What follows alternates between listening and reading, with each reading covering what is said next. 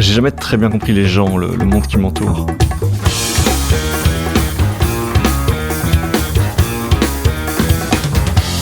Bon, là c'est l'occasion d'essayer. Je suis Guillaume Haché, vous écoutez 70 minutes avec.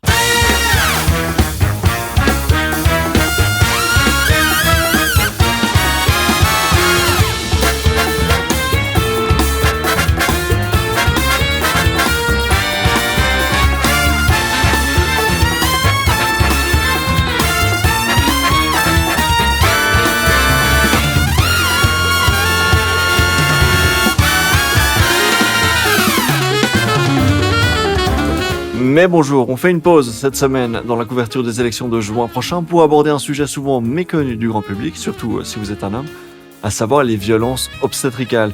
Et pour nous éclairer sur cette question complexe et cruciale, j'ai eu le plaisir de recevoir une experte en la matière, Marie-Hélène Lahaye. Marie-Hélène est une figure engagée dans la lutte contre les violences obstétricales. Elle est juriste, mais elle est aussi surtout l'autrice du blog Marie accouche là, qu'elle a ouvert il y a quelques années déjà. Et au fil du temps, elle est devenue vraiment une référence incontournable dans les médias pour celles et ceux qui cherchent à mieux comprendre et dénoncer les violences subies par les femmes lors des accouchements, mais pas seulement. On a par exemple aussi parlé des problématiques liées au consentement, au chantage que doivent subir certaines patientes, et on a abordé aussi la question de la confraternité médicale, qui est souvent utilisée pour étouffer ou minimiser les fautes des médecins. Et enfin, on a aussi abordé la question des fausses couches.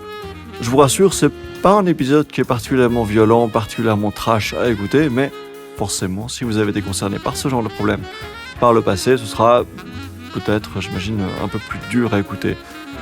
Sur ce, je vous souhaite une très bonne écoute.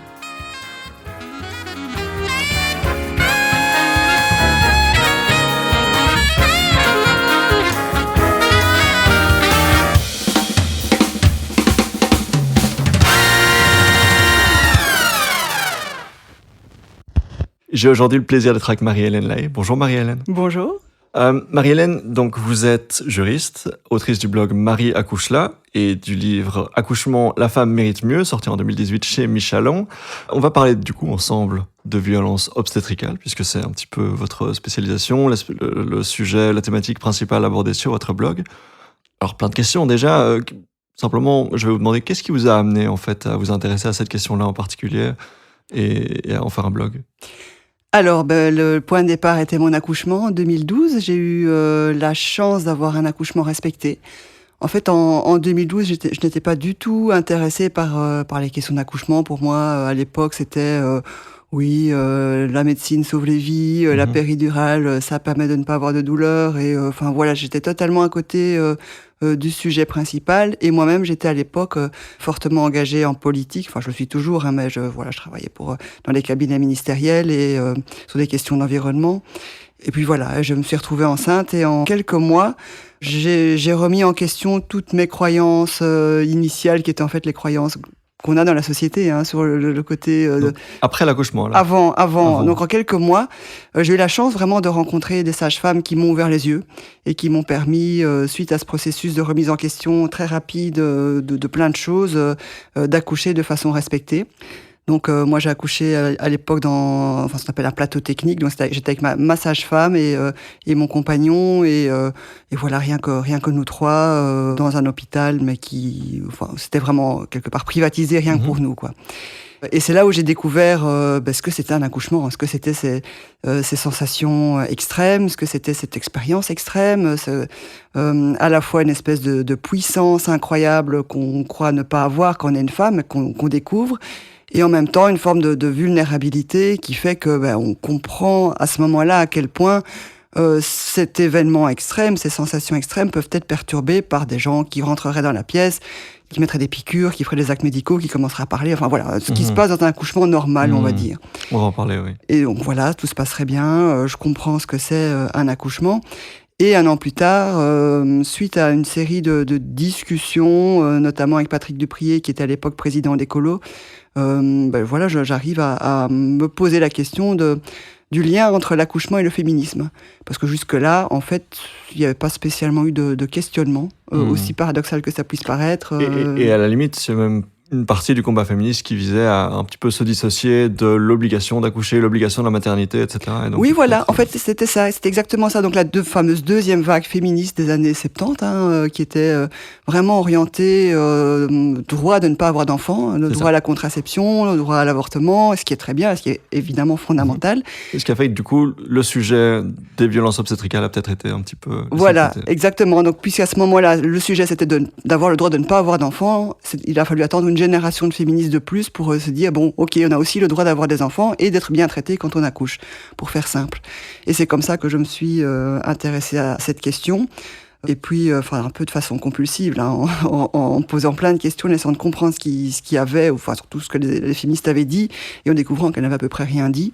Et c'est comme ça que j'ai eu l'idée, au départ, d'ouvrir ce blog que je pensais totalement confidentiel, parce que c'était vraiment un sujet de niche, le féminisme, l'accouchement, enfin un petit truc qui n'intéresse que les passionnés de féministes. C'était en 2012-2013 à ce moment-là. Et puis voilà, j'ai eu la surprise de voir que mes billets de blog étaient partagés des milliers de fois. J'ai reçu des milliers de témoignages de femmes qui m'ont fait prendre conscience d'une réalité encore pire que ce que je n'imaginais. C'était pas juste un petit peu d'inconfort, mais c'était vraiment des scènes de torture. Et ça m'a encouragé à continuer à comprendre ce qui se passait et à développer toute ma pensée autour de ce sujet-là. On reparlera peut-être plus tard des éventuelles évolutions qu'on a pu constater, de faire le constat de si les choses sont empirées ou si les choses vont mieux depuis. Mais on va peut-être reposer les bases. Comment est-ce que vous définiriez les violences obstétricales ? Alors, il n'y a pas de définition officielle. Donc, il y a l'OMS qui parle de bienveillance pendant l'accouchement, d'expériences positives pendant l'accouchement. On a le Haut Conseil à l'égalité entre les femmes et les hommes en France qui a aussi émis un rapport sur ce sujet-là. On a le Conseil de l'Europe qui a une recommandation. Donc voilà, il y a plein de choses qui existent. Mais si je devais en revenir à la base, donc moi j'avais réfléchi à une définition en tant que juriste, qui est que c'est une violence obstétricale, c'est tout comportement, acte, omission ou abstention commis par le personnel de santé sur une femme qui accouche, qui n'a pas reçu le consentement libre et éclairé et qui n'a pas de justification médicale. En gros, c'est ça. Donc, il y a vraiment 4 grandes dimensions. C'est un acte ou une absence d'acte. Par exemple, la non prise en compte de la douleur. Le personnel soignant, ça peut être tout le monde, pas uniquement les gynécologues, mais les sages-femmes, les anesthésistes, les médecins, les infirmières, les aides-soignantes, enfin un petit peu toutes les personnes qui peuvent, à un moment donné, interagir avec la femme.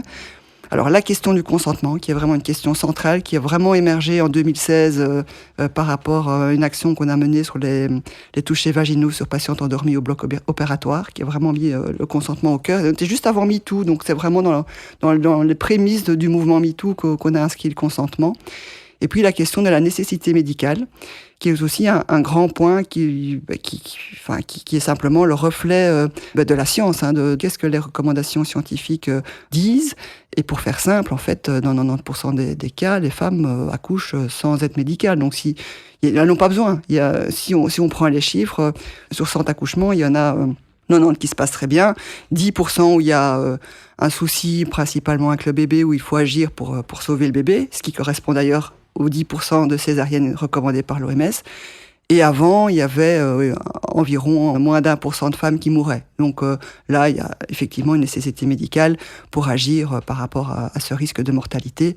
Mais donc ça veut dire que dans l'écrasante majorité des cas, en fait, les femmes peuvent accoucher sans intervention médicale. Et c'est là où l'importance où l'intérêt de la science et l'intérêt du geste médical peut être questionné. Alors, on va reparler de cette notion d'accoucher en solo.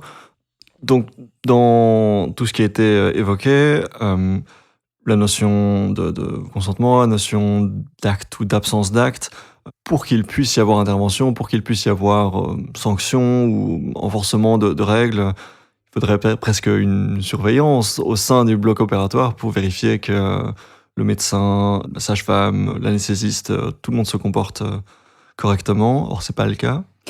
Oui, mais ça pose, mettre un policier dans la salle d'accouchement, c'est un petit peu compliqué, évidemment, et lui-même n'étant pas formé au sujet, donc voilà. Ça n'a pas beaucoup de sens. Pas forcément mieux. Donc voilà, c'est peut-être pas la meilleure idée à mettre en place tout de suite, mais donc quand on décortique les choses, on se rend compte de quoi? Que d'abord, le vrai souci, c'est d'abord des croyances, y compris chez les médecins. Donc c'est vraiment cette croyance que les femmes ne sont pas capables d'accoucher par elles-mêmes, que le bassin des femmes est mal foutu, que la tête du bébé est trop grosse par rapport au bassin. Il y a vraiment une obsession aussi par rapport au bassin des femmes. Donc c'est assez étonnant. que le corps des femmes ne fonctionne pas correctement, il y a plein de croyances autour de ça qu'il faut d'abord arriver à déconstruire, y compris chez les médecins, parce que ça questionne aussi finalement ce qu'ils ont eux-mêmes appris et ce qu'ils ont eux-mêmes reçu de transmission en transmission. Donc il y a vraiment au sein des universités encore aujourd'hui cette notion de le corps des femmes est fondamentalement défectueux, ne fonctionne pas comme il faut. Ben oui, en fait, donc le Sénat, on va peut-être en parler un peu plus tard, mais le Sénat a remis un rapport en janvier sur les violences obstétricales. Et quand on lit les experts qui ont été interrogés en vue d'obtenir ce rapport, il y a notamment des gynécologues qui parlent au nom des gynécologues, et il y a tout un paragraphe qui explique que le bassin des femmes ne fonctionne pas et n'est pas apte à accoucher.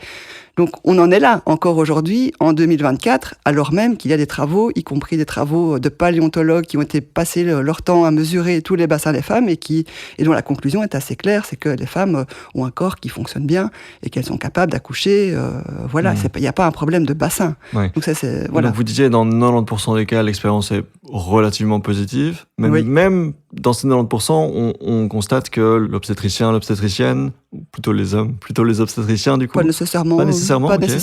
Vont avoir en elles ces idées-là, ces idées du bassin fondamentalement défectueux. Voilà, c'est ça. C'est d'office, il faut intervenir. C'est vraiment ce principe de on met les femmes sur le dos, on les met sous péridurale, elles ne bougent plus. Et alors, il y a donc non seulement ces croyances qui sont là, mais aussi les protocoles. Donc sur base de ces croyances, les hôpitaux ont établi des protocoles très précis sur les modalités d'accouchement. Et ces protocoles, c'est pas uniquement... des protocoles sont utiles. Donc voilà, une situation d'urgence, qu'est-ce qu'on fait ? Voilà, ça c'est à ce moment-là, on sort le protocole et c'est très bien. Mais qu'est-ce qu'on constate ? C'est que quand on regarde de près comment fonctionne une maternité, ça fonctionne comme une usine à la chaîne. Donc les femmes sont couchées chacune dans leur box et sont reliées à des fils à une tour de contrôle, donc une pièce qui contrôle tous les paramètres. Le rôle des sages-femmes, c'est de courir entre plusieurs femmes qui accouchent en même temps et d'ajuster les paramètres. Donc on augmente un petit peu la perfusion de l'ocytocine pour accélérer les contractions. Si on voit qu'elle est sur le point d'accoucher, que le médecin est justement libre à ce moment-là, l'autre, on va un petit peu la ralentir pour que les deux accouchements se fassent pas simultanément. Et donc pour mettre en place ce système d'accouchement à la chaîne, en fait, on a tout à fait repris le système fordiste de l'accouchement. Donc, comme Ford avait mis en place, début du XXe siècle, son usine pour construire des voitures à la chaîne. Alors, le Fordisme repose sur quoi ? Il repose sur deux principes. La standardisation des objets à produire à la chaîne et la standardisation des gestes. Et c'est exactement ça qu'on a imposé aux femmes, c'est standardiser le corps des femmes pour qu'elles accouchent toutes de la même façon. Et notamment des durées. Par exemple, la durée d'ouverture du col de l'utérus doit être d'1 centimètre par heure, par exemple. Voilà. Et donc, si c'est pas 1 centimètre par heure, hop, on agit, on augmente ou ralentit pour que ça tombe bien dans les clous. C'est très carré, quoi. C'est très... Oui, voilà. Et pas forcément respectueux de la façon dont un corps fonctionne, quoi. Voilà, exactement. Et donc, on va dire, bon, à la limite, on pourrait penser que, sauf que mettre comme ça, injecter de l'ocytocine de synthèse, qui est l'hormone qui permet de favoriser les contractions, produit plus de risques d'hémorragie. Et c'est comme ça, par exemple, qu'on constate qu'il y a plus d'hémorragie dans les hôpitaux qu'à la maison, puisqu'il y a eu cette ocytocine. Et puis après coup, les médecins vont dire, oui, mais regardez, il y a un risque d'hémorragie, donc l'accouchement est dangereux, donc elles doivent accoucher à l'hôpital, donc il faut agir. Et donc cette espèce de cascade d'actes médicaux qui entraîne d'autres actes médicaux, c'est produit dans les hôpitaux.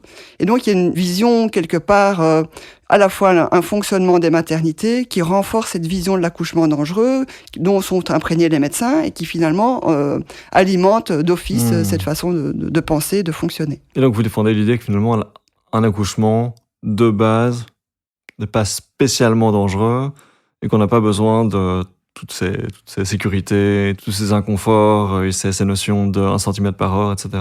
Voilà. Ça n'est pas nécessaire, selon vous. Non, au contraire, c'est même contre-productif. Donc, idéalement, il faut partir du principe que, nous, en plus, on a la capacité aujourd'hui de pouvoir anticiper une grossesse à risque. On a des données scientifiques qui montrent que, par exemple, des jumeaux, c'est plus dangereux qu'un premier accouchement, il y a un peu plus de risque qu'un deuxième accouchement. surtout si le premier s'est bien passé dans le cas du deuxième. Il y a des femmes qui présentent certaines pathologies qui sont plus à risque que d'autres. Et on sait que par exemple, je rentre dans des questions techniques, mais quand le placenta est fixé sur l'ouverture du col de l'utérus, on peut le détecter par échographie et on sait que là, il y a un risque supplémentaire. Donc il y a plein de choses comme ça qu'on peut détecter et anticiper des situations plus à risque. Et là, effectivement, la médecine a tout son rôle pour intervenir en cas de risque. Mais d'un autre côté, toutes les femmes qui ne sont pas à risque, laissons-les accoucher comme elles souhaitent. Donc si elles préfèrent accoucher seules avec leur sage-femme, si elles préfèrent ne pas médicaliser leur accouchement, très bien. Et en cas de problème, si jamais malgré tout il y a un problème, parce qu'il y a toujours un petit risque, il peut toujours se passer quelque chose, à ce moment-là, on a la chance d'avoir des hôpitaux autour de nous et on organise un transfert de la femme vers l'hôpital, pour une intervention. Enfin, ça se passe même mieux qu'avant à ce niveau-là, mais ce serait une utilisation raisonnée de la médecine et pas une espèce de surmédicalisation inutile imposée à toutes les femmes. Je présume que du coup, ça n'a pas été votre expérience ? Pas à l'hôpital, du coup, l'accouchement ? Moi mon accouchement, ça a été en plateau technique dans un hôpital, mais comme à la maison dans un hôpital. À ce moment-là. Vous pouvez m'expliquer un petit peu comme à la maison, mais dans un hôpital ? Oui, en fait, donc c'est ce qu'on appelle. C'est privatisé, ce que vous dites. Voilà, c'est ça. Donc c'est la salle, ce qu'on appelle la salle nature. Donc c'est un endroit où c'est pas juste une salle d'accouchement. Il y a des matelas, des ballons, une petite décoration. Enfin, à la limite, on s'en fiche qu'on accouche. On n'est pas tellement intéressé par tout ça.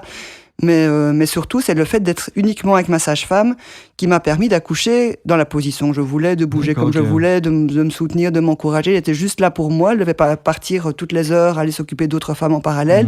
Il n'y avait pas des gens qui rentraient, qui sortaient à tout bout de champ dans la salle. Il n'y avait pas de lumière vive, de piqûres, de fils qui me raccordaient où je ne devais pas bouger parce que sinon je risquais de modifier les capteurs. Ça a duré combien de temps ? Ça a duré quelques heures. Je suis arrivé là, je crois que ça commençait vers 6 heures et je dois coucher vers minuit. Donc ça allait assez vite en termes de contraction. Ça allait bien parce que j'étais moi-même en confiance et j'étais bien entourée.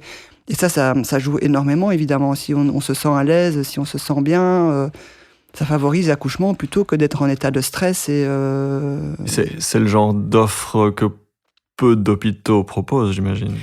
Alors à l'époque, il y avait juste Sainte-Élisabeth qui le faisait, mais je pense qu'il ne le fait plus. Puis il y a Erasme qui a ouvert pour Bruxelles, qui a ouvert le cocon, qui a fait donc là vraiment un gîte de naissance. C'est encore même plus élaboré que simplement une salle qu'on privatise. Et puis il y a eu un accord tout récemment porté par le ministre Alain Marron, qui a aussi la santé dans ses compétences, qui oblige maintenant dans les prochains mois tous les hôpitaux bruxellois à proposer justement ce principe de privatisation d'une salle d'accouchement où les femmes pourraient venir avec leur sage-femme.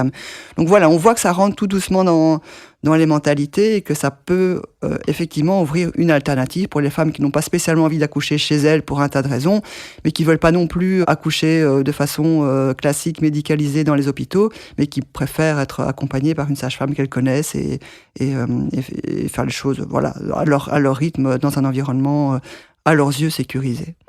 Donc on a surtout parlé des interventions douloureuses ou des absences d'intervention en cas de douleur, Une autre forme de violence, est-ce que ça peut se constater des violences, disons, verbales, des comportements, des mots qui sont prononcés, des choses comme ça ? Est-ce que ça s'observe aussi ?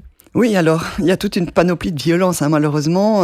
Alors oui, effectivement, il y a les paroles. Là, ça renvoie à quelque chose très sexiste et très dans la représentation de ce que c'est une femme qui accouche. Donc...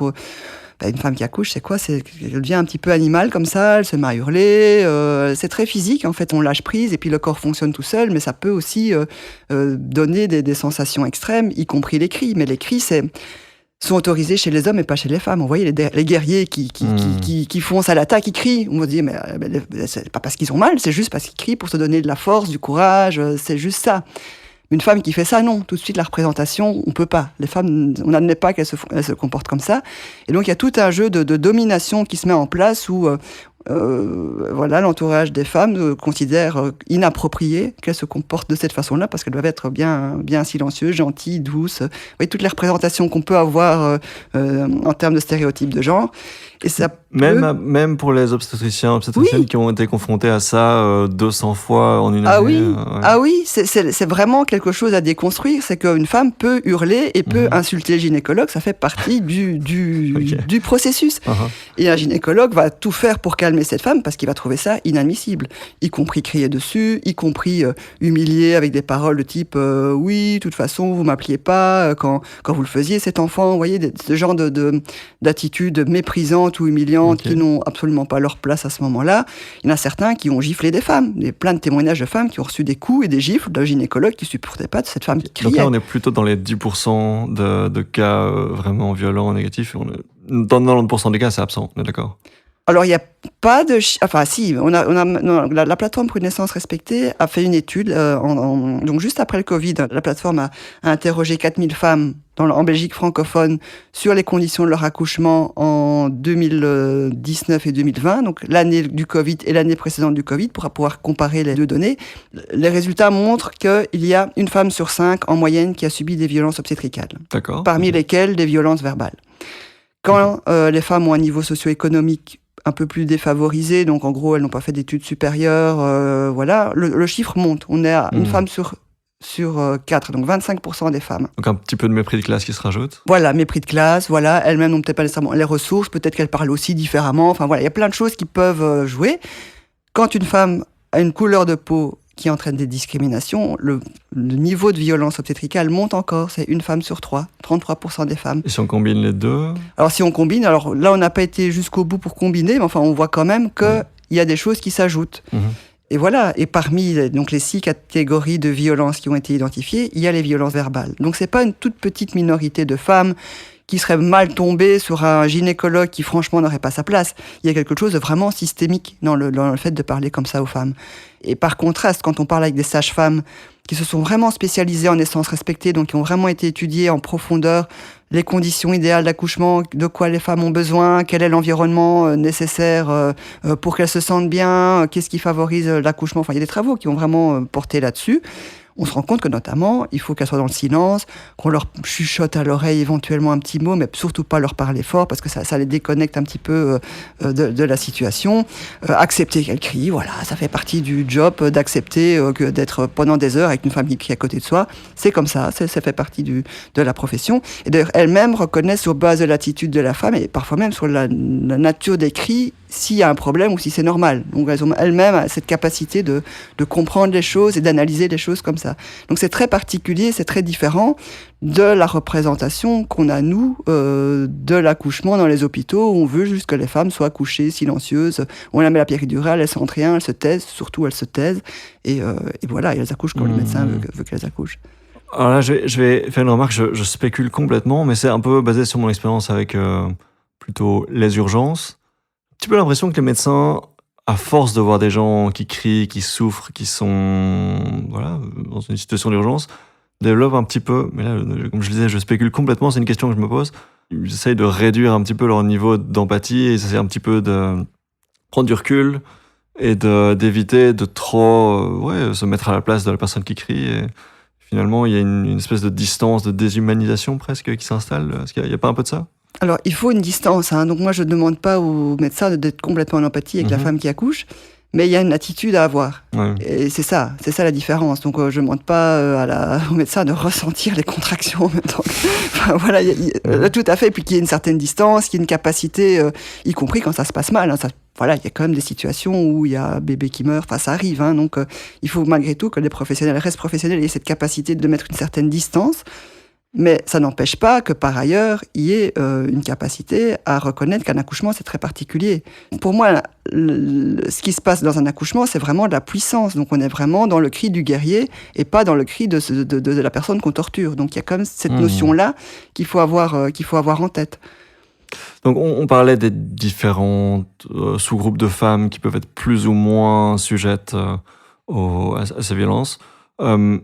Inversement, si on regarde les médecins, est-ce qu'il y a des endroits, des cliniques, des universités? Est-ce qu'on peut voir des sous-groupes de médecins, de gynécologues, obstétriciennes, chez qui on observe davantage de comportements problématiques? Ou bien est-ce que c'est vraiment réparti pareil partout?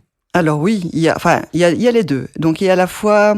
Alors, au début, c'est assez étonnant, parce que quand moi j'ai commencé à écrire mon blog, moi je me suis retrouvée face à une espèce de bloc monolithique de médecins qui s'opposaient à moi. Voilà. Bon, j'ai continué tranquillement. Il y a très fort aussi ce truc du la solidarité de la blouse blanche Voilà. et surtout on ne critique pas les autres confrères Oui. bon d'accord il a fait une bêtise mais voilà il l'a pas fait exprès, c'est un jeune médecin, il a seulement 47 ans, voilà. Voilà, C'est ça. exactement, oui, c'est ce principe de confraternité, justement. Voilà, on est vraiment là-dedans. Et donc moi, j'étais face à un bloc monolithique de médecins qui étaient dans le déni, qui voulaient pas entendre quoi que ce soit, et la médecine sauve des vies, et vous voulez la mort des femmes et des bébés. Enfin, c'était vraiment un discours, voilà, comme ça. Et puis au fil du temps, plus j'écrivais, plus j'étais présent dans les médias, j'avais des médecins, des femmes, des hommes, les deux d'ailleurs, qui m'ont contacté, qui m'ont dit je voudrais vraiment vous rencontrer, mais je voudrais pas que ça se sache. Est-ce qu'on peut se rencontrer à l'arrière d'un café, vraiment en secret, voyez avec un masque, ouais. Voilà, je dis oui, ok, d'accord, allons-y. Et là vraiment, c'est l'impression d'être face, je sais pas, qui ont commencé à me raconter oui, mais vous avez raison, vous savez, parce que moi, d'alerte, quoi. Voilà, j'ai vu des trucs, ils ont commencé à me raconter ce que eux-mêmes, l'expérience qu'ils avaient eux-mêmes dans les maternités, qui les scandalisait, mais ils étaient coincés par le principe de confraternité et ne pouvaient rien faire. Et donc, ils m'encourageaient à continuer en me refilant des informations, en off et tout ça sur ce fonctionnement. Donc, c'était très intéressant de voir qu'il finalement, il y en a qui bougent, il y en a qui sont, c'est pas ce bloc monolithique tel qu'on pourrait le penser. Et qu'il y a vraiment une chape de plomb. Il y a vraiment une chape de plomb, et voilà, et eux-mêmes, c'est compliqué pour eux de vouloir, et ils le vivent très mal d'ailleurs souvent, puisqu'ils veulent bien faire, et puis ils se retrouvent dans un environnement très compliqué où ils sont critiqués. Et puis j'ai aussi, donc petit à petit, il y a eu ça. Puis j'ai aussi constaté qu'il y avait des médecins qui essayaient de changer des choses, parfois des chefs de service même, qui essayaient d'impulser d'autres pratiques dans leur maternité. Et c'était compliqué pour eux, parce que de nouveau, c'était tellement en rupture par rapport à ce qu'ils avaient appris, par rapport aux normes de la profession, que pour eux, ils étaient vite très isolés, parfois très vite critiqués. Et malheureusement, beaucoup d'entre eux ont fini par quitter l'hôpital et se lancer uniquement en libéral pour faire une activité en parallèle parce que c'était trop compliqué pour eux, ils avaient trop de pression à vouloir changer des choses. Et donc c'est ça que je constate, c'est qu'il y a à la fois des choses qui peuvent vraiment changer l'ambiance d'une maternité à l'initiative d'un ou une chef de service qui a une autre vision et qui veut autre chose, et très vite ça peut être détricoté parce qu'il y a une nouvelle personne qui arrive et tout ce qui était engrangé change. Il y a ça.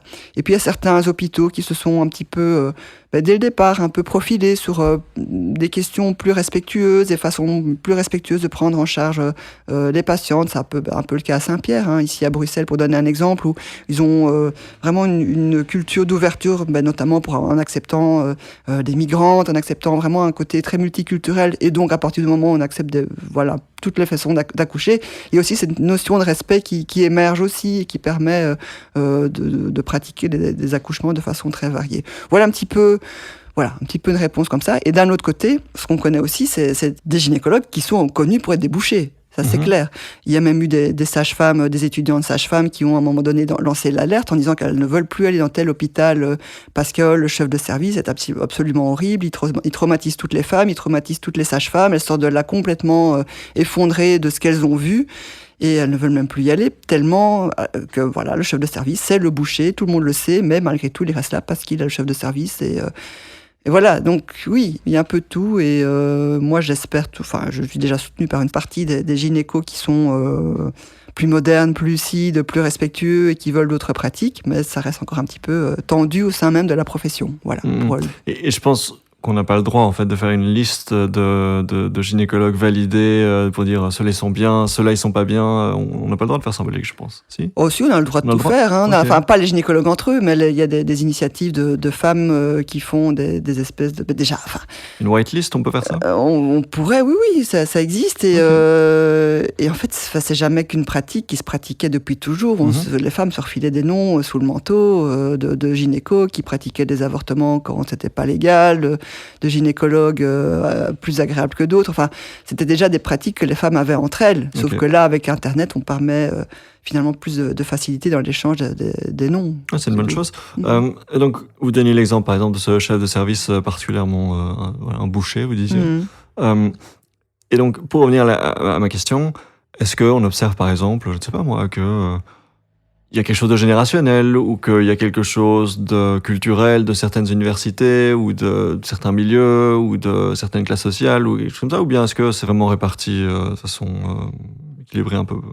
Alors, il n'y a pas de statistiques. Donc là, on n'a pas vraiment fait une statistique sur l'origine des médecins, l'origine socio-économique des médecins, et est-ce que, selon leur origine socio-économique, ils sont plus respectueux que d'autres? Non, ça, on n'a pas les données. Est-ce qu'il y a une donnée générationnelle? Peut-être, mais je dirais limitée. Donc effectivement, il y a des médecins plus âgés qui ont toujours fait comme ça, qui continuent à faire comme ça, qui ne se remettent pas en question et qui... voilà. Il y en a même certains qui quittent la profession parce que il faut aussi tenir compte du fait qu'il y a un changement chez les femmes. Donc les femmes ne sont plus les mêmes qu'il y a 10 ans. Aujourd'hui, les femmes posent des questions, elles sont informées, elles vont sur Internet, elles comprennent ce qui se joue, elles découvrent le concept de violence obstétricale, elles se posent des questions et la première chose qu'elles font quand elles vont chez le gynécologue, c'est poser plein de questions. Et des gynécologues qui rient en disant moi j'ai l'impression de repasser mes examens devant chaque patiente parce qu'elles sont tellement là à poser des questions, chose qui n'arrivait absolument pas il y a 10 ans où les femmes considéraient que les gynécologues savaient tout et elles étaient bêtes et elles ne posaient pas de questions et de toute façon c'était très malvenu d'aller interroger le gynécologue.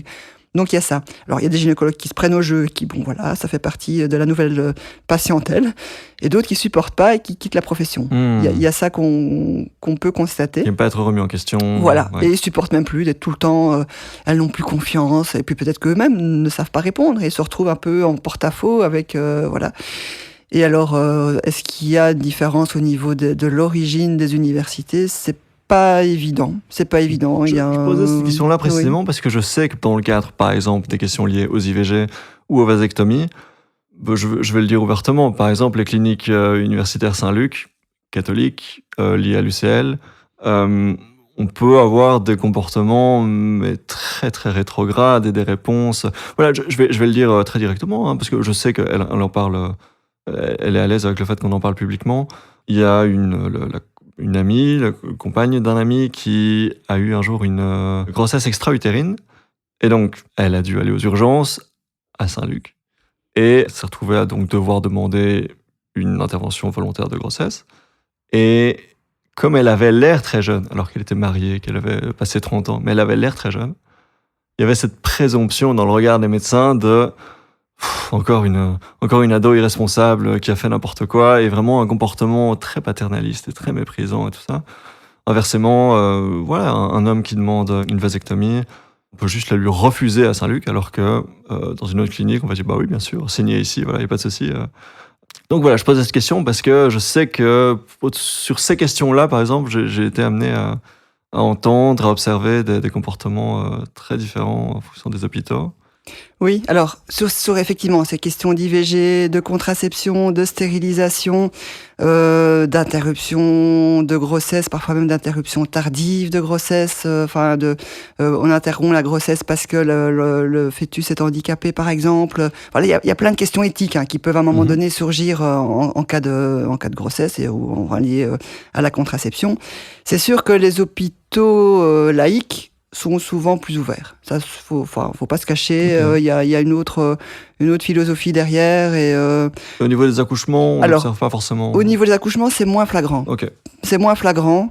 Parfois même des hôpitaux laïques pourraient être sur le mode, oui, mais il faut absolument que les femmes prennent une péridurale parce que justement, il faut pas souffrir et que la souffrance c'est catholique. Enfin, donc parfois il y a ce côté un peu là aussi. Ça dépend, vraiment, ça dépend. Donc moi, j'ai pas constaté de différence philosophique, on va dire, dans le respect de l'accouchement. C'est pas flagrant. Moi, je dirais que c'est vraiment plutôt qui est là, qui est le chef de service, quelle est la philosophie du chef de service, quelle est l'ambiance générale dans l'hôpital pour déterminer si oui ou non les femmes sont respectées ou pas. Ok, donc jusqu'à là, on a surtout parlé de l'accouchement lui-même. Est-ce que les violences obstétricales, les violences dans le cadre des consultations avec un ou une gynécologue, ça dépasse le cadre de l'accouchement ou voilà, est-ce qu'il y a d'autres choses à rajouter ?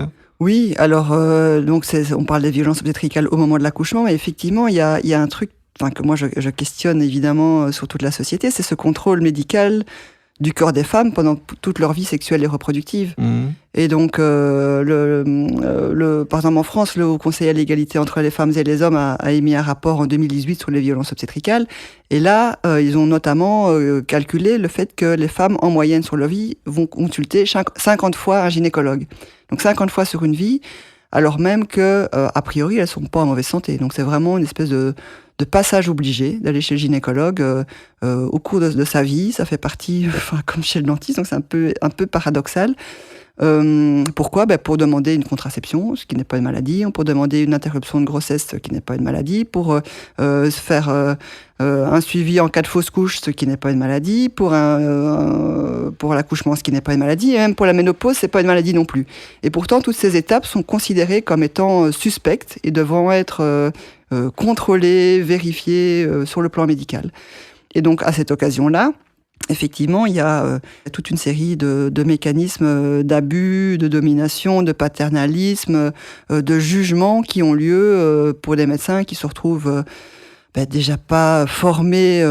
Imaginez une jeune fille de 16-17 ans qui débute sa vie sexuelle, qui va demander une contraception, qui se retrouve face à un gynécologue ou une gynécologue qui a 40, 45, 50, 55 ans et qui va devoir expliquer à cette personne qui va lui sembler déjà très vieille de son point de vue les prémices de sa vie sexuelle et qu'elle a besoin de contraception. Et il arrive très souvent qu'à cette occasion-là, le gynécologue lui impose un examen gynécologique. Pourquoi ? Pour rien, comme ça. Sans lui expliquer pourquoi, les tenants, les aboutissants, l'intérêt, le non-intérêt, et elle qui est un peu prise au piège en se disant soit je l'accepte et j'ai ma contraception, soit j'accepte pas et j'ai pas ma contraception. Donc il y a vraiment quelque chose de malsain qui se joue dès ce moment-là. Alors même qu'il faut quand même le rappeler que l'examen gynécologique n'est pas du tout recommandé avant 25 ans, et puis après tous les 3 ans, tous les 5 ans. Donc imposer un examen gynécologique à une fille qui a 16, 17, 18 ans n'a absolument aucun sens, il n'y a aucun intérêt médical. Et puis d'ailleurs, on peut se poser la question de pourquoi aller chez un spécialiste qui a fait 10 ans d'études, 12 ans d'études, pour se faire prescrire un paquet de pilules, quoi. Enfin, ça n'a de nouveau aucun sens. Et il y a d'ailleurs eu des demandes à un moment donné auxquelles j'ai participé de considérer que la contraception devrait sortir du rôle des gynécologues, devrait peut-être une première contraception obtenue chez le médecin, éventuellement chez une infirmière, une sage-femme qui vérifie simplement certains paramètres, et après renouvellement directement à la pharmacie. Pas besoin de repasser tous les 6 mois, tous les 9 mois, tous les ans chez le médecin juste pour ça. Ça n'a aucun sens. Tous les 6 mois, effectivement, je comprends. Après, il y a aussi la notion de... Par exemple, dépistage du cancer du col de l'utérus, faire des frottis, ce genre de choses, c'est peut-être un peu plus pertinent. C'est pertinent à partir de 25 ans, oui. Pas avant. Oui. Et puis, tous les 3 ans, voire tous les 5 ans, quand on fait le dépistage du HPV. Donc ça, c'est tout. Mm-hmm. Donc il n'y a absolument aucun lien. Et puis, en plus, c'est le lien, et c'est ça aussi qui dérange, c'est le lien à faire entre la contraception et le dépistage. Ça n'a pas de sens. Mm-hmm. Quand on vient pour une contraception, on vient pour une contraception. Dire vous avez la contraception uniquement si je peux faire un dépistage chez vous, déjà c'est un problème puisqu'il n'y a aucun lien et les jeunes femmes parfois elles font le lien en disant oui mais la pilule c'est dangereux donc on va quand même vérifier que, alors en fait que non, il y a aucun lien entre cancer et pilule. Donc c'est de nouveau induire quelque chose de malsain. Et puis est-ce que c'est vraiment malsain de je comprends qu'il y a une notion de contrainte, une notion de on le fait un peu, on force un petit peu, mais dans le cas d'un dépistage d'un cancer éventuel, il n'y a pas une justification médicale que vous pouvez comprendre ? À 17 ans ? Non, pas 17 ans, mais à partir de 25 ans. À partir de 25 ans, à ce moment-là, les jeunes filles disent « je vais chez le gynécologue pour un dépistage et pour une pilule éventuellement, ou juste pour un dépistage ». Mais dire « je viens pour la pilule tout à fait innocemment et se retrouver avec un dépistage imposé », non, on ne le fait pas. Mais vous comprenez pourquoi ils le font ? Je comprends très bien pourquoi ils le font. Parce que c'est pas un réflexe pour les femmes de se faire dépister. C'est pas un réflexe, non, c'est pas un réflexe. C'est le gynécologue qui doit justifier son rôle d'aller gagner sa vie. Il doit le proposer et elle peut refuser, c'est ça que vous dites. Il doit le proposer si c'est dans les clous, si c'est dans les recommandations. Si elle a 25 ans et qu'elle l'a jamais fait, il peut expliquer, voilà, les recommandations disent que vous avez bien sûr le droit de refuser parce que c'est les droits du patient, c'est le consentement libre et éclairé. À quoi sert ce dépistage ? Qu'est-ce qui permet d'obtenir ? Comment ça va se passer ? Vous pouvez le faire maintenant ou revenez plus tard si vous préférez le faire revenir plus tard. Et voilà. C'est ça, en fait, le vrai travail. Puis même, c'est le fait de lier les deux. Et donc, finalement, qu'est-ce qui se passe vraiment parfois, les jeunes femmes sont tout à fait innocentes en se disant, je veux au moins poser quelques questions liées à ma contraception, à ma vie sexuelle, à ce vieux monsieur ou cette vieille dame, à ses yeux. Et on se rend compte que ils sont pas du tout formés à donner une formation à une jeune fille de 17 ans et à répondre à ces questions sur le plan sexuel. C'est pas leur formation. Eux, ils sont là pour faire des opérations compliquées sur l'utérus, quoi. Donc, ça n'a pas de sens. dans le cadre de leurs études, il n'y a pas vraiment d'aspect pédagogique, d'aspect on va apprendre à apprendre, on va apprendre à... Surtout que c'est un gynécologue, c'est pas un sexologue. Oui. C'est pas les gynécologues qui vont donner des formations EVRAS. C'est 2 métiers différents. Oui. Après, oui, c'est peut-être en train de changer, mais historiquement, il y a eu un déficit au niveau de ce qu'on pouvait proposer dans le public au niveau des formations EVRAS. Donc, bon, on peut comprendre que ça retombe sur les gynécologues. Oui, sauf que ils sont Oui, pas formés à ça, Voilà. et puis au contraire, ils peuvent même induire justement un comportement paternaliste, de jugement, voilà, et ça va pas du tout. Et le nombre de témoignages de jeunes filles qui ont été traumatisées par un gynécologue et qui veulent plus y retourner, c'est aussi, à mon avis, plus là le problème de santé publique que faire absolument des dépistages à des jeunes femmes. Donc c'est un exemple de violence qui sort du cadre de l'accouchement. Est-ce qu'il y en a d'autres qui vous viennent à l'esprit? Alors, ce qui est aussi, questionnant, c'est justement le fait que les gynécologues se sont quelque part spécialisés dans le suivi de femmes qui n'ont pas de problème, voilà, qui viennent pour du dépistage, qui viennent pour de la contraception, qui viennent voilà, parce qu'elles ont la ménopause, enfin voilà, des choses qui n'ont absolument rien qui relèvent pas du médical. Mais quand il y a un problème, là, il y a une errance thérapeutique. Donc, par exemple, pendant des années, il y a des femmes qui ont eu des règles hyper douloureuses, invalidantes. Pendant 3 jours, 4 jours, elles ne peuvent pas travailler, elles ne peuvent pas aller au cours parce qu'elles sont terrassées par de la douleur insupportable, et qui vont chez les gynécologues en leur expliquant ça. Donc on pourrait dire, là, il y a une pathologie, parce que c'est pas normal d'avoir une douleur pareille pour un truc qui, a priori, fonctionne bien. Par exemple, de l'endométriose. Par exemple, voilà, vous voyez très bien où je veux en venir, c'est par exemple typiquement l'endométriose, mais qui a mis des années et des années avant d'émerger comme étant un problème et une pathologie, qui met toujours des années et des années avant d'être identifiée clairement par des gynécologues. Alors et même, parfois, beaucoup de faux négatifs. Voilà, et des femmes qui se retrouvent à errer de l'un à l'autre parce que malgré tout, elles se rendent bien compte qu'il y a un problème et que c'est pas normal, et que on leur envoie, oui, mais c'est dans votre tête, mais oui, mais réfléchissez à votre relation avec votre corps, avec votre propre mère, avec est-ce que vous n'avez pas eu des abus, machin.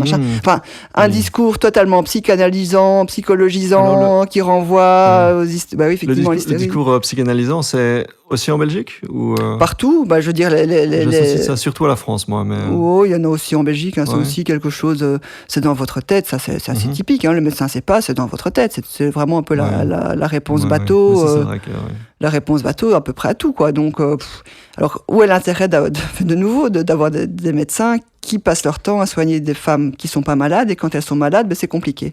Donc il y a ça. Oui, abandonner et dire ça dans votre tête, bon, c'est nul, à la limite, je peux comprendre, mais quand on arrive à des informations sectaires, comme la psychanalyse, les trucs mère frigide, machin chouette, tout ça, là, c'est criminel pour moi. Mais on parlera du versant juridique peut-être un peu plus tard. Mais donc, oui, vous disiez, donc les jeunes filles qui viennent pour se plaindre de douleurs extrêmes et qui reçoivent un faux négatif dans le cadre d'un diagnostic ou une fin de non-recevoir. C'est une forme de violence aussi, vous dites. Oui, c'est ça, en fait. Et surtout, sur le côté, bon, à la limite, le faux négatif, soit, mais c'est, voilà, non, en fait, rentrez chez vous, madame, vous n'avez rien, regardez, les résultats sont négatifs, vous avez mal, c'est dans votre tête. Donc, c'est une façon d'expédier ces femmes qui se retrouvent enfin, j'en connais quelques-unes, même des proches, à qui c'est arrivé, où pendant 10 ans, 15 ans, elles se retrouvent à errer comme ça, jusqu'au jour où d'un seul coup, voilà, on tombe sur un gynécologue qui est un peu plus outillé par rapport à ça, et là, ça devient évident qu'effectivement, c'était de l'endométriose, et il n'y avait pas de contestation possible, parce que les examens ont montré que c'était bien ça. Donc oui, et même à cette occasion-là, donc là, ça se passe pas en Belgique, mais ça se passe en France, il y a ce qu'on appelle l'affaire Daraille, Émile Daraille, qui est un ponte de la gynécologie en France, qui a été dénoncé, donc qui a travaillé à l'hôpital Tenon, près de Paris, pendant des années. Il était chef de service, il donnait cours à la Sorbonne, enfin c'était un petit peu le ponte de la gynécologie, qui s'est spécialisé en endométriose. Et donc on pourrait se dire, bon, a priori, ce monsieur-là serait bienveillant envers les femmes, au moins il s'est spécialisé dans quelque chose de vraiment utile, voilà. Et en fait, il y a aujourd'hui encore 32 plaintes de femmes contre lui pour viol et violence parce qu'il s'est comporté de façon odieuse avec ses patientes. J'en ai entendu parler aussi. Voilà, donc c'est même pas la garantie de se dire au moins je fais quelque chose de vraiment utile et je me comporte bien. C'est encore deux choses différentes. Donc, d'autres exemples, pour qu'on fasse un petit peu le tour du paysage, d'autres exemples de violences obstétricales en dehors du cadre de l'accouchement? Il y a pas mal de choses qui jouent au niveau des fausses couches, donc c'est un peu plus proche de l'accouchement quand même. Le postpartum aussi, je pense. Le postpartum aussi, oui, mais alors la fausse couche, moi je trouve que c'est vraiment un débat enfin qui est à la fois tabou, mais qui est quand même très pertinent à aborder, c'est qu'est-ce qui se passe en cas de fausse couche. Donc déjà, les fausses couches, quand on sait ce que c'est quelque chose qui est la preuve que le corps fonctionne bien. Pour faire simple, effectivement, c'est un passage souvent très douloureux pour les femmes parce qu'il y a cette perte, enfin pour le couple en général, cette perte de cet enfant qui était désiré. Enfin, il y a plein de choses qui se passent au niveau du deuil, au niveau des émotions, au niveau de la projection en tant que parent. Enfin voilà, c'est vraiment un moment très très difficile. Et il y a une croyance qui est qu'il faut médicaliser la fausse couche. Donc il y a une croyance qui est de dire, voilà, dès qu'on a les signes qu'il va y avoir une fausse couche, des pertes de sang, le cœur du petit qui s'est arrêté, il faut intervenir pour évacuer ce fœtus le plus vite possible en disant, hop, c'est évacué, c'est hors du corps, et c'est fini, madame, vous pouvez rentrer chez vous, c'est bon, c'est réglé. Alors qu'en fait, non. Ce qu'il faut faire, déjà, le corps est capable d'évacuer lui-même un embryon, un fœtus qui est mort, qui ne développe plus. Ça fait partie du fonctionnement normal du corps, en fait. Il suffit d'attendre. Et surtout, ce qui est important à ce moment-là, c'est l'accompagnement émotionnel des femmes, c'est des couples, c'est de dire, voilà, qu'est-ce qui va se jouer. Il ne faut pas se précipiter au niveau médical. Il faut voir ce que la femme veut vraiment. Est-ce qu'elle veut attendre un petit peu, le temps de digérer la mauvaise nouvelle, de préparer son deuil, il y a tout ça qui devrait être mis en place avant de se précipiter pour lui donner des cachets pour évacuer l'embryon. Et ça, il y a encore vraiment quelque chose à construire dans les hôpitaux pour prendre en compte plutôt cet aspect émotionnel plutôt que l'aspect médical. Et moi, j'étais étonnée de voir le nombre de femmes qui croyaient que d'office, il fallait médicaliser une fausse couche parce que c'était soi-disant dangereux. Oui, j'aurais une question là-dessus.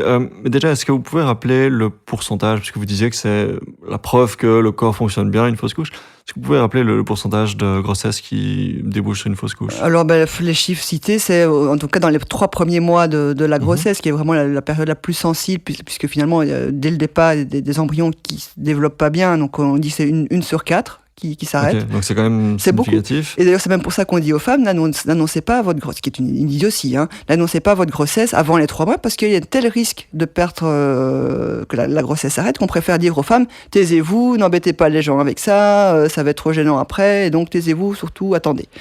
Et alors après, il y a encore un pourcentage plus faible, c'est de l'ordre de 10%, ça dépend un petit peu des situations. Je pense que l'idée, c'est surtout de dire tempérer vos attentes, tant que vous n'êtes pas sûr. Parce que vous parliez de la violence psychologique, de la perte d'un enfant à venir.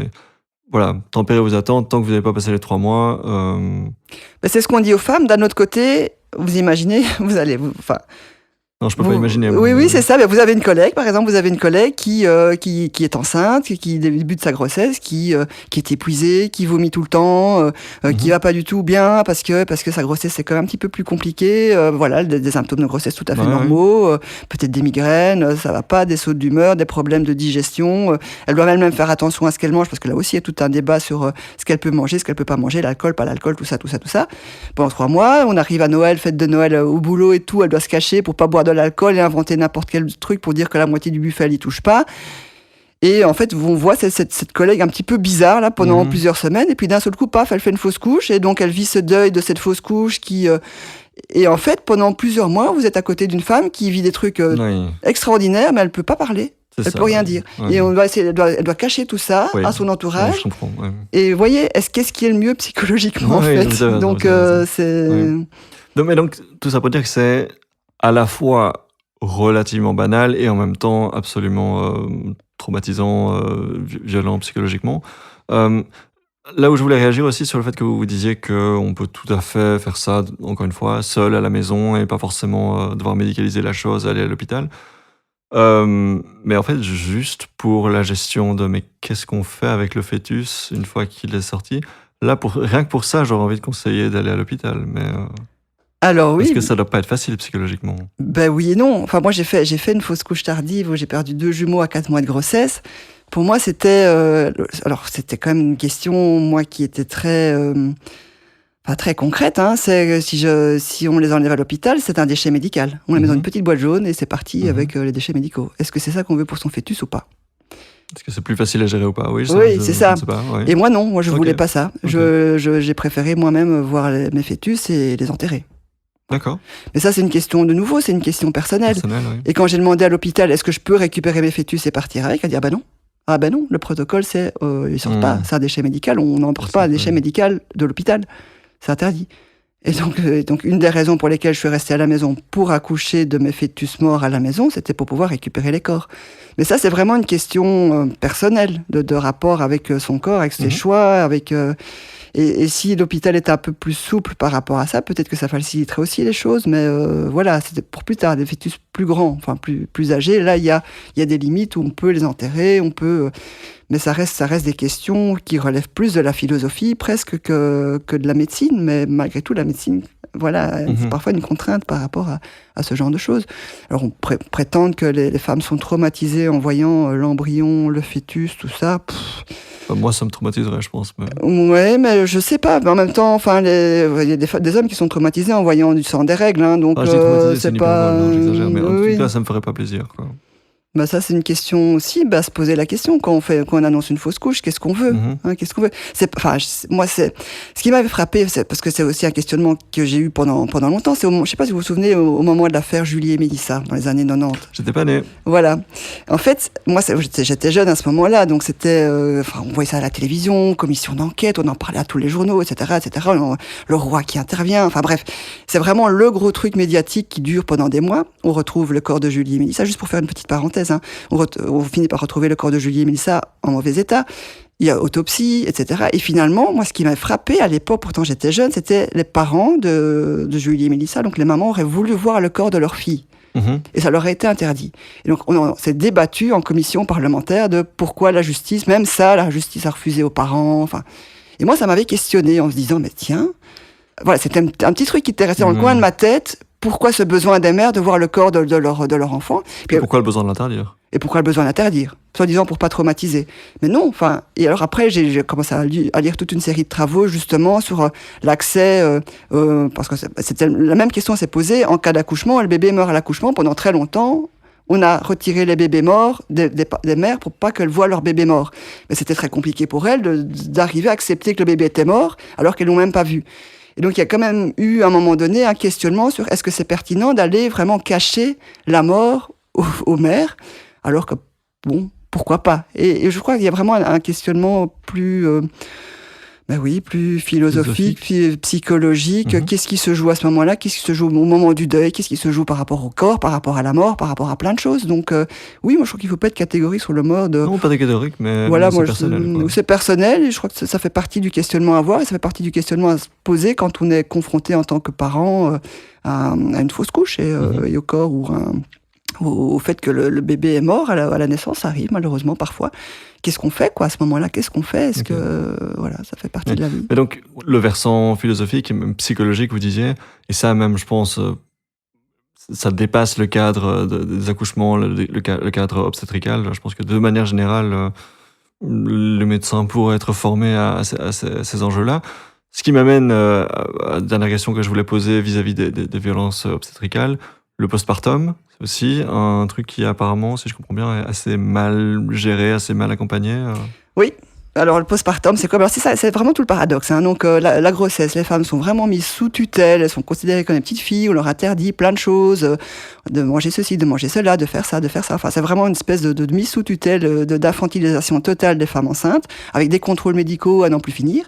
Arrive l'accouchement, médicalisation totale de plein d'intervenants qui viennent s'occuper de cet accouchement qui pourrait déraper. Et puis voilà, madame, vous avez votre bébé, vous rentrez chez vous, c'est fini, rentrez chez vous, tout va bien. Et c'est tout. Alors qu'en fait, c'est à ce moment-là que tout se pose, que tout se joue. D'abord, l'éventuel traumatisme de l'accouchement, les suites de ça, notamment des violences obstétricales, mais pas que. Comment les femmes gèrent ça, comment elles gèrent la fatigue, comment elles gèrent le bébé qui arrive, comment elles gèrent l'allaitement, comment elles gèrent les nuits qui ne se passent pas bien, comment elles gèrent toutes les questions qu'elles ont par rapport à un petit bébé là qui débarque dans la vie. On n'a jamais vu un bébé avant ça, et il faut pouvoir assurer la vie de ce bébé, ce qui est quand même un questionnement assez fondamental. Comment on gère le couple dans tout ça, comment on gère tout, quoi. Enfin, c'est tout un chamboulement total de sa vie avec l'arrivée du premier bébé. Et là, les femmes sont seules. Voilà. Débrouillez-vous, madame, rentrez chez vous, tout va bien.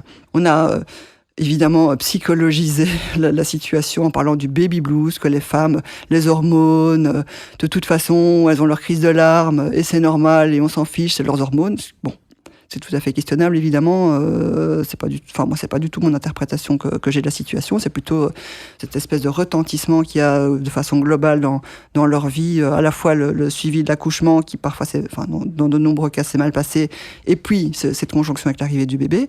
Et puis alors après, il y a cette espèce de sentiment de solitude qui peut s'installer, qui peut retentir avec d'autres éléments et qui peut provoquer une dépression dans les mois qui suivent.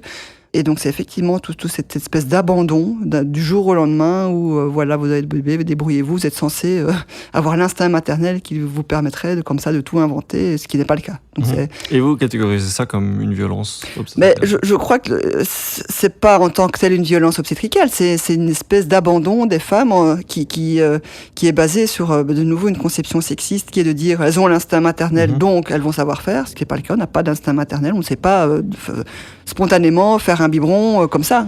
Alors c'est tout un apprentissage, et cette notion d'apprentissage n'est pas reconnue pour les femmes. Elles sont censées savoir faire les choses comme ça. Et puis c'est tout le soutien. C'est dans une société plus traditionnelle, on voit qu'il y a toute la communauté qui se met en place pour soutenir les femmes, pour soutenir les bébés, pour apporter de l'aide. Et ici, chez nous, les femmes sont seules. Voilà, avec le mari qui très vite repart travailler parce qu'il n'y a pas un congé de paternité suffisamment long, et quand bien même il est là, il n'est pas nécessairement plus outillé que la femme elle-même par rapport au bébé, et il n'y a pas grand-chose qui se fait, quoi. Donc effectivement, il y a vraiment quelque chose à se mettre en place. Ouais. Et on a un pourcentage là-dessus, des chiffres sur le nombre de femmes que ça concerne? Est-ce que c'est une écrasante majorité? Toutes les femmes se retrouvent seules à peu près. Faut être clair, il y a quand même très peu de femmes qui peuvent se vanter d'avoir un entourage bienveillant, soutenant, des gens qui se mobilisent, les grands-parents, les frères, les sœurs, les copines, qui viennent en permanence, qui assurent pendant les nuits. Enfin, il y a très très peu de femmes chez qui c'est le cas. Il y a aussi peu de femmes qui connaissent les éventuelles ressources de Kramzorg, comme il y a en Flandre, donc c'est des aides familiales spécialisées en bébés qui peuvent venir les soutenir pendant parfois plusieurs heures par jour. Et puis il y a ce discours, oui, la femme pleure, c'est ses hormones, quoi. Donc il n'y a même pas une volonté d'aller plus loin que dépasser cette idée que c'est normal, quoi. Donc oui, ça touche vraiment toutes les femmes. Toutes les femmes, ok. Alors sur la dépression en tant que telle, où il y a des chiffres un peu plus bas, c'est plutôt 15-20% des femmes qui font une dépression. Mais là, c'est vraiment, vraiment grave, quoi. Donc elles doivent on parle de postpartum dans tous les cas, ou le postpartum, c'est ce qui suit l'accouchement, hein. Donc c'est vraiment la période qui suit pendant plusieurs mois. Vous ne médicalisez pas le terme, vous vraiment... Non, c'est vraiment un terme. La temporalité. Voilà, c'est ça, c'est ce qui suit l'accouchement. Voilà, c'est vraiment. Alors c'est la dépression du postpartum quand il y a dépression. C'est plutôt à ça que je faisais référence. Voilà, c'est ça, et ça c'est plutôt 15-20% des femmes. D'accord, ok, très bien. Vous êtes juriste, ça tombe bien. On parlait, par exemple, tout à l'heure de ce chef de service, ce boucher. On parlait de cet autre chef de service spécialisé dans l'endométriose que plein de patientes allaient voir et qui était violée. Qu'est-ce qui existe en termes de précédents, en termes de base juridique pour sanctionner les violences obstétricales de manière générale, et puis on va être plus spécifique après? Alors, il n'y a pas de loi qui condamne les violences obstétricales. Ça faut être clair, hein, c'est assez clair. Voilà, merci, vous pouvez rentrer chez vous.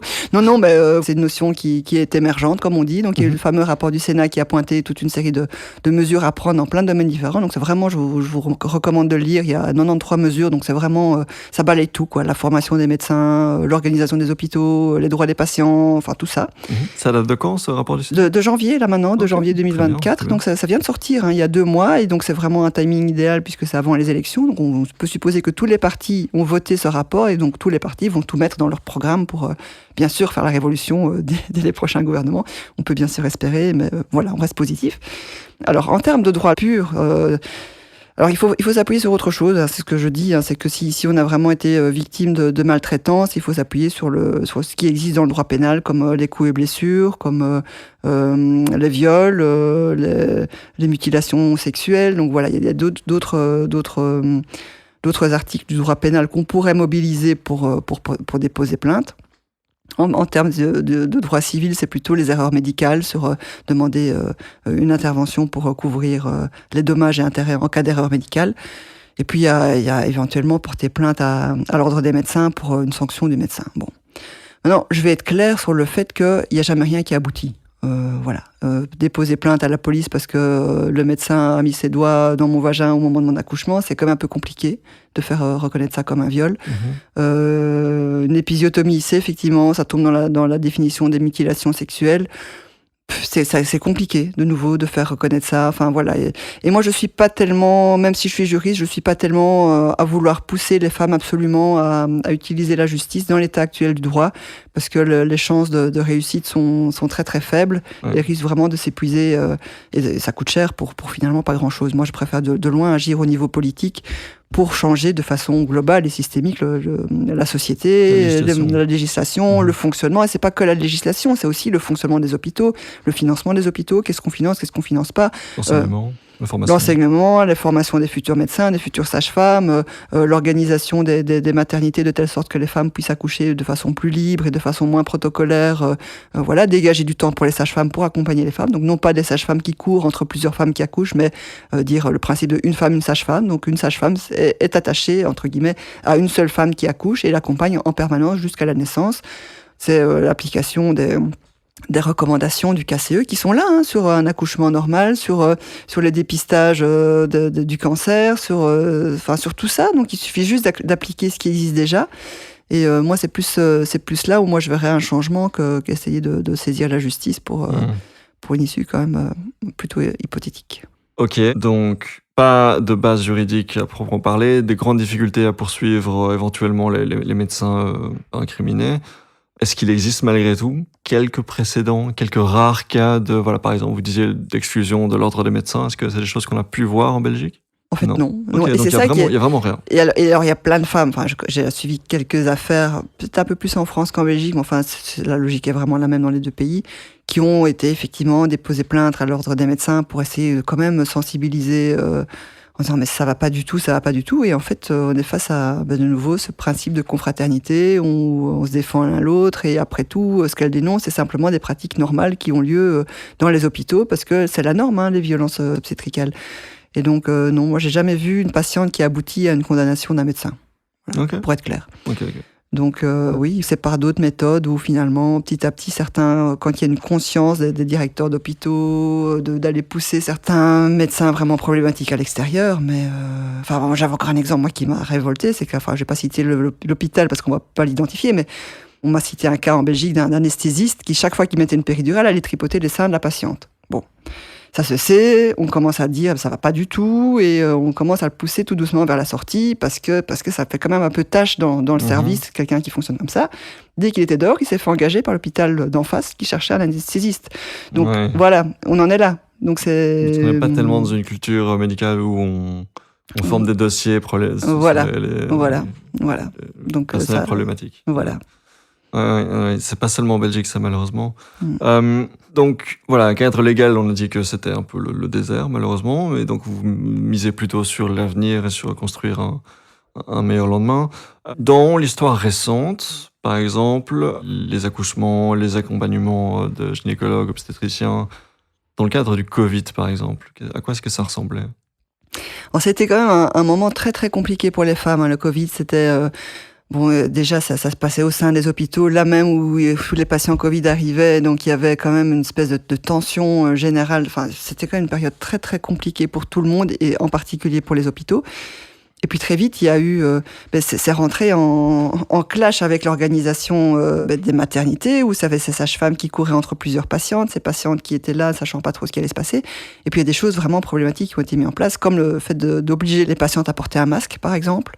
Alors, il faut imaginer un accouchement où c'est vraiment un effort colossal à faire, et on demandait à ces femmes de garder un masque pendant tout leur accouchement. Donc ça, c'était clairement de l'ordre de la violence obstétricale. On leur interdisait parfois même le fait d'être accompagnées par leur mari ou par leur compagne, parce qu'on considérait que c'était une personne et pas plus. Et donc il y a des accouchements où elles se sont retrouvées toutes seules, totalement démunies, parce que même leur compagnon ne pouvait pas être là. Ou alors, ils pouvaient être là à l'accouchement, mais ils devaient partir, genre, après 2 heures. Donc, dès qu'elles rentraient elles-mêmes dans leur chambre, ils devaient partir. Donc, ils ne pouvaient pas assister au premier jour. Enfin, voilà, il y a eu plein de... Ça fait un postpartum encore plus violent. Voilà, exactement. Enfin, d'autres ont dit, finalement, c'est pas plus mal quand le mari a pu rester, ou leur compagne ont pu rester. C'était, c'est bien, au moins, toute la famille vient pas débarquer, donc ça, c'est bien. Certaines ont vécu ça positivement. Donc, mais voilà, moi, je trouve qu'il y a quand même eu beaucoup de choses vraiment problématiques dans le fait que plein de femmes ont été vraiment abandonnées, ou ont dû accoucher dans des conditions vraiment difficiles. À ce moment-là, quoi. Et c'est d'ailleurs ça qui a aussi poussé la plateforme pour une naissance respectée à faire une étude pour objectiver ce genre de pratiques dans certains hôpitaux. Ouais. Donc oui. Après, le Covid, c'était voilà, beaucoup d'improvisation, beaucoup de sur le tas, des décisions.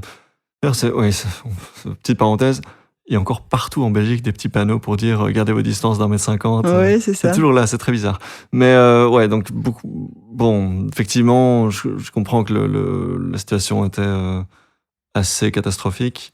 Difficile de juger en même temps pour dire c'était évident, il fallait faire mieux. Je sais pas. Oui, mais alors, moi je trouve que ça a permis aussi de se poser la question, qu'est-ce qu'on aurait dû faire et qu'est-ce qui permettrait, si on tire les enseignements de cette période-là, qu'est-ce qui permettrait d'améliorer les choses.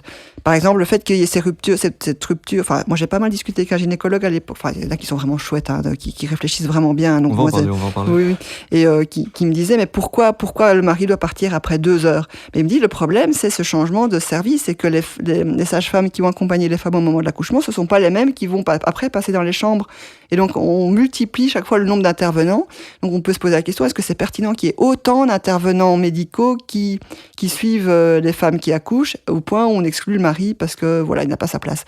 Et donc, on pourrait aussi se poser la question de réorganiser le service de telle sorte que finalement, les femmes qui accouchent voient une seule sage-femme ou 2 maximum et que ce sont chaque fois les mêmes personnes qui les accompagnent. C'est aussi une façon de résoudre ce problème d'un très grand nombre d'intervenants qui pourraient se contaminer l'un l'autre. Et donc, ce serait intéressant d'aller tirer ces enseignements-là jusqu'au bout pour voir comment on pourrait améliorer les choses qui pourraient être même positifs dans une période où il n'y a plus de Covid. En parlant d'expérience positive, est-ce que du coup, vous aurez des recommandations pour les éventuelles personnes enceintes qui nous écoutent ou futures personnes enceintes? Est-ce que y a des hôpitaux, des sages-femmes, des gynécologues en particulier, des procédures? Voilà, vous parliez de privatisation dans le cadre de votre accouchement.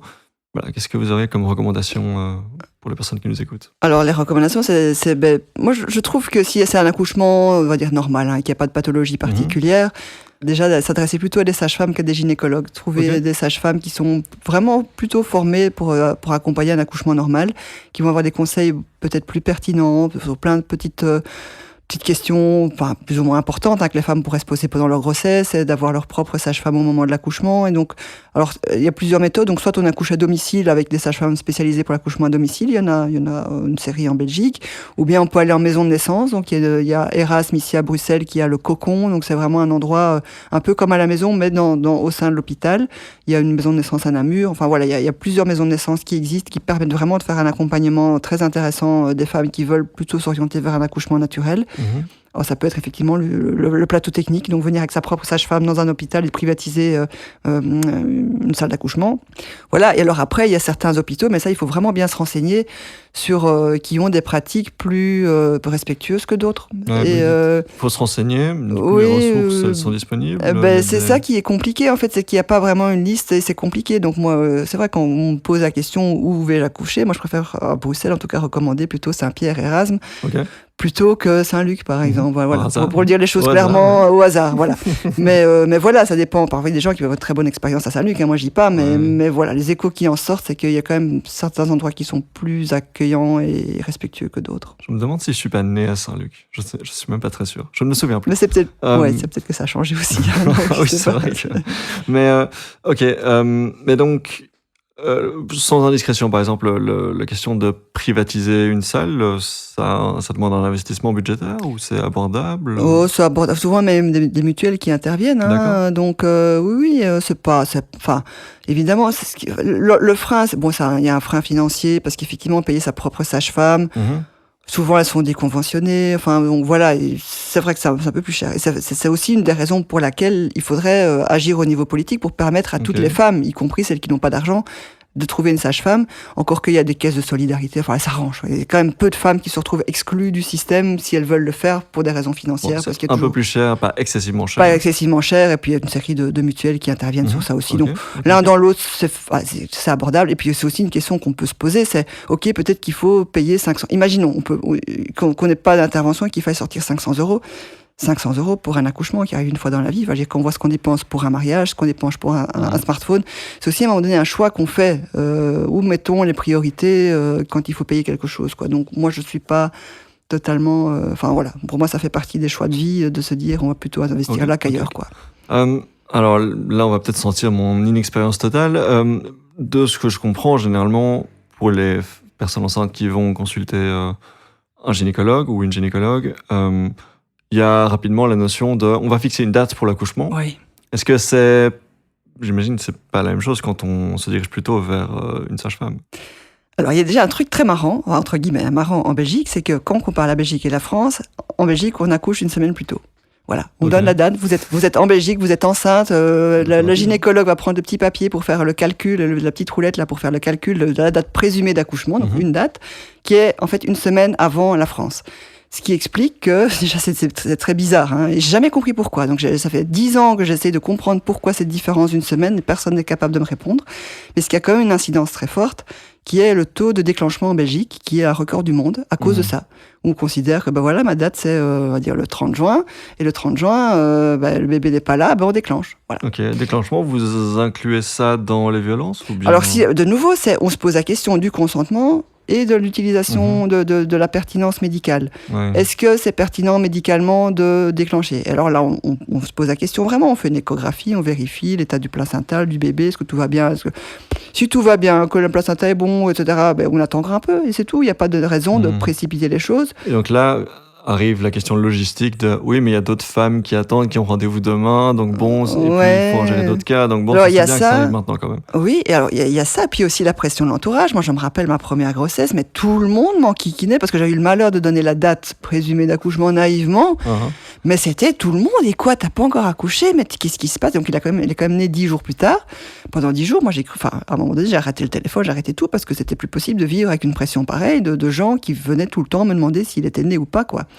Donc il y a ça aussi. Moi je conseille aux femmes, surtout donnez pas la date présumée d'accouchement à personne.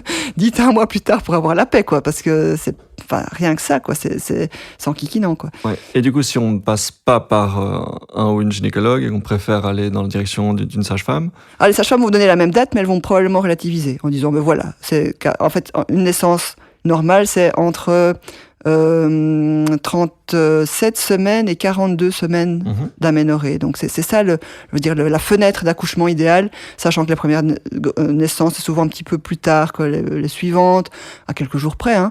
Donc tant qu'on reste dans cette fenêtre 37 semaines, 42, on reste dans les clous.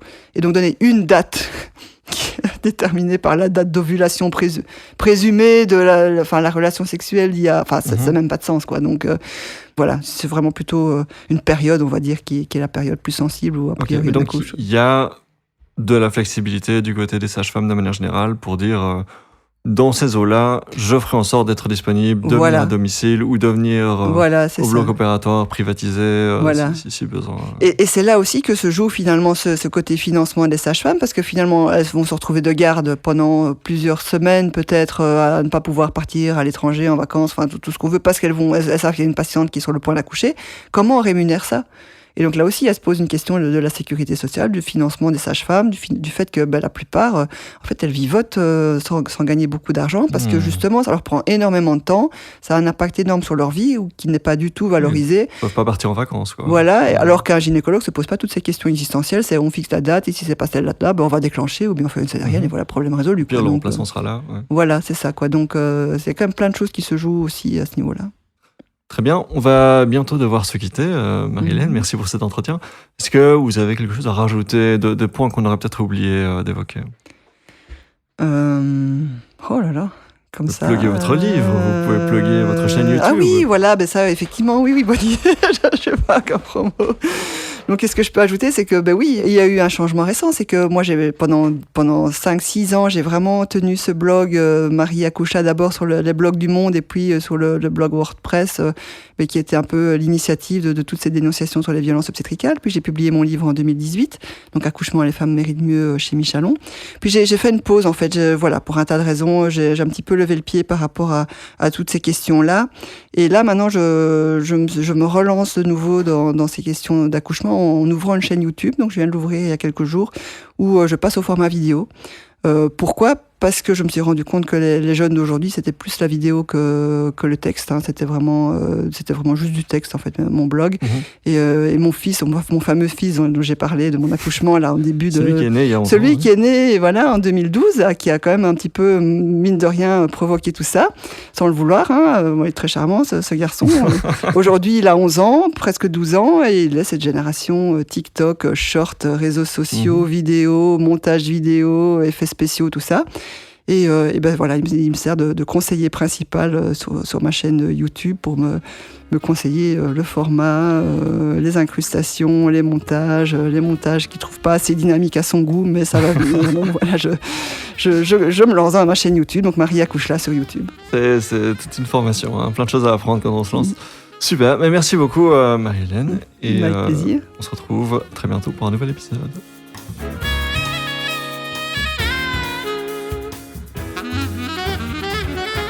Voilà, j'espère que cet épisode vous a plu. On a passé un magnifique moment, Marie-Hélène et moi, à discuter de tous ces sujets. J'espère que c'était le cas pour vous aussi. Petit erratum, puisque je sens qu'il y en a certainement plein parmi vous qui sont tombés en syncope quand j'ai dit que je n'étais pas né pendant les événements de l'affaire du trou, la disparition de Julie et Mélissa. Après vérification, si, je vous rassure, j'étais né, mais bon, j'avais 2 ans, donc voilà, ça ne change pas grand-chose. Un grand merci encore une fois à Marie-Hélène pour le temps qu'elle m'a accordé. J'espère que cette discussion a été aussi enrichissante pour vous que pour moi. N'hésitez pas à aller visiter le blog de Marie-Hélène. Encore une fois, c'est Marie Accouche-là. Et comme elle l'a rappelé, elle a aussi publié un livre et ouvert une chaîne YouTube. J'ai mis tous les liens en description. Quant à vous, si cet épisode vous a plu, n'oubliez pas de vous abonner à 70 minutes avec. Si ce n'est pas encore le cas, c'est disponible sur toutes les plateformes et c'est gratuit. Et si vous avez l'occasion, n'oubliez pas de laisser un commentaire, une petite review 5 étoiles, ça fait toujours plaisir et ça aide beaucoup la croissance du podcast. Un autre truc qui aide beaucoup d'ailleurs, puisque ce podcast est gratuit, vous pouvez tout simplement en parler autour de vous, puisqu'il y a certainement des personnes que ça peut intéresser, certainement des gens qui ont plein de choses à apprendre en écoutant Marie-Hélène parler des violences obstétricales. Et sur ce, je vous dis à très bientôt. Portez-vous bien.